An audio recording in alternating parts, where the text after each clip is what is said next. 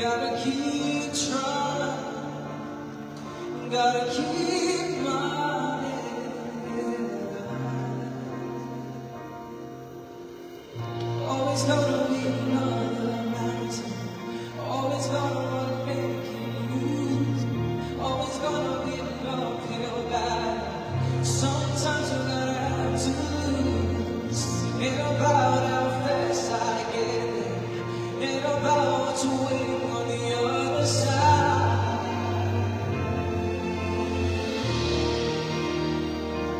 It's the climb.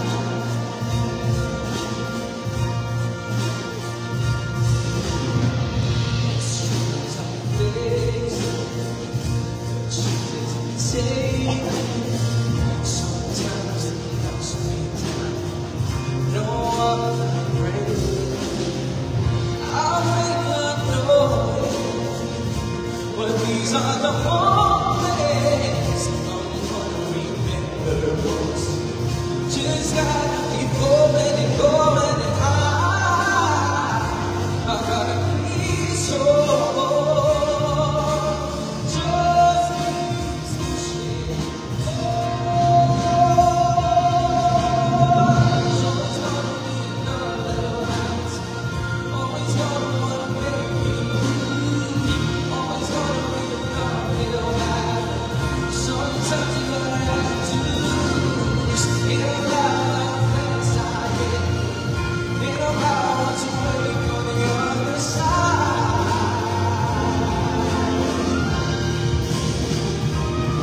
It's a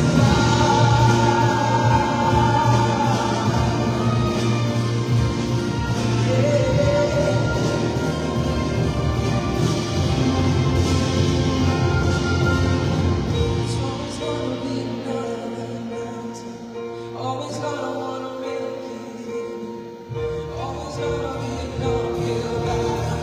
Sometimes I ain't about waiting on the other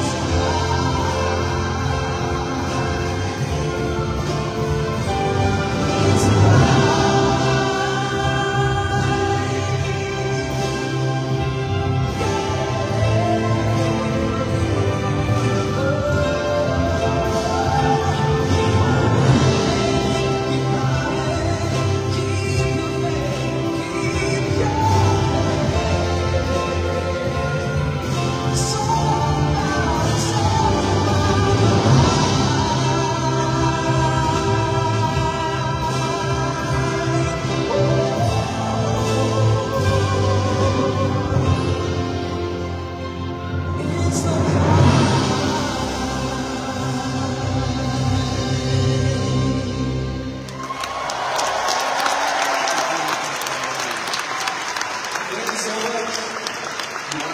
It's a good idea. Now for my next song, I want to be here so that people can really see my song. Is it okay? My song. Now for my next song, it's a beautiful song. It's one of the big songs from the biggest SB19. P-pop group in the Philippines called SB19. And it talks about a mother, our mothers and our fathers. So if you know the song, please enjoy.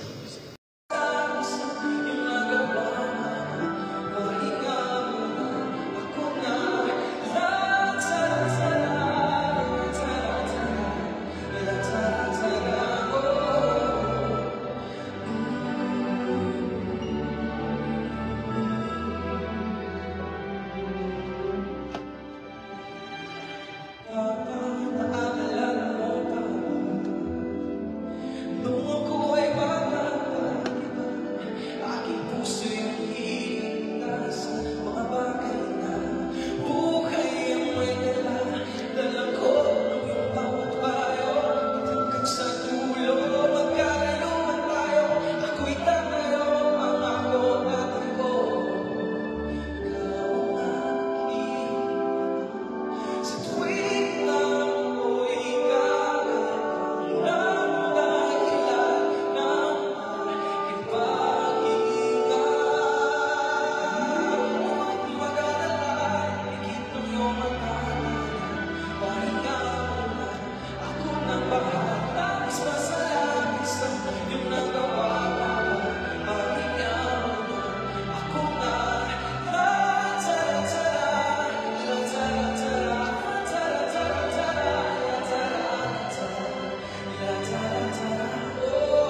Magandang araw po sa inyo at welcome back dito sa ating panibagong video. At magbibigay lang po tayo ng update dito para sa naging overall performance ni Sofronio Vasquez dito sa Symphony Orchestra sa Los Angeles, na kung saan ay ipinangako natin doon sa ating mga naunang video na magbibigay tayo ng update patungkol sa kanya. So inawit po niya dito mga kapolitika yung SB19. Inawit rin po ni Sofronio Vasquez yung awitin na pinasikat ni Frank Sinatra, yung My Way.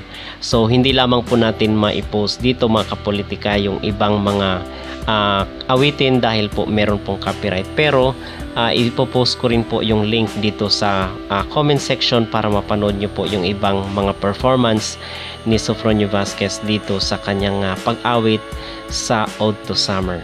Pero bago ang lahat ay huwag kalimutang mag-like at mag-subscribe na rin kayo para updated kayo sa ating mga latest issue.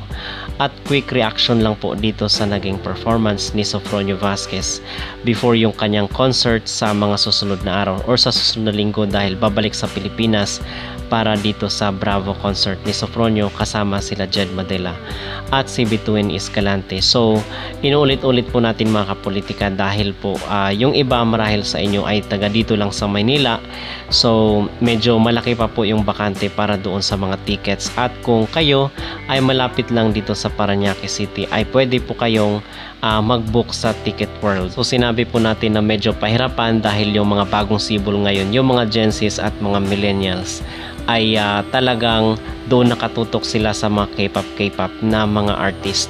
So nakalimutan na nila yung mga local na mga performers natin. So yun sana ay dapat ring reminder sa ating mga kabataan na i-support natin yung ating mga kababayan na mga artist or mga performer.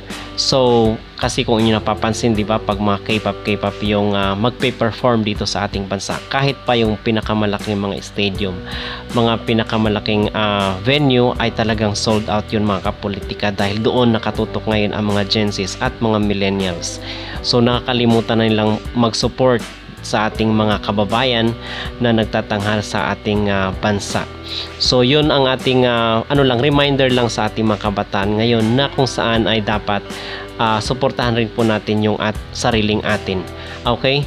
So yung maging reaction ko naman dito sa naging performance ni Sofronio Vasquez ay talagang walang kupas mga kapolitika, at napansin ko na medyo fresh looking si Sofronio Vasquez dito, at talagang inayusan siya ng kung sino man yung kanyang glam team. So maganda, at sana ay tuloy-tuloy na ganito yung sana ay marami pang mga invitations ang darating para kay Sofronio Vasquez, para naman ay makasalamuha at makapag-meet and greet si Sofronio sa ating mga kababayan all around the globe. Okay? So yun mga kapolitika ang ating update, at dito nga sa naging performance ni Sofronio Vasquez. So ano po ang inyong maging reaksyon dito sa pagtatanghal ni Sofronio sa isang symphony orchestra? Mag-comment down below, at huwag kalimutang mag-like at mag-subscribe na rin kayo para updated kayo sa ating mga latest issue.